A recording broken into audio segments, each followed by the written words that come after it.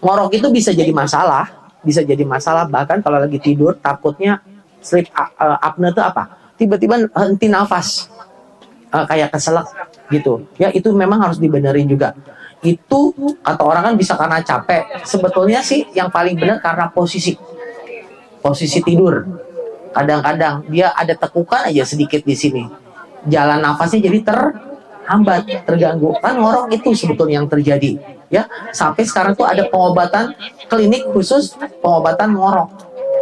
Kalau memang mengganggu itu anak-anak atau dewasa. Dewasa. Katanya anak-anak juga itu nggak boleh tuh kalau ngoroknya terlalu sering karena itu juga akan menghambat pertumbuhan.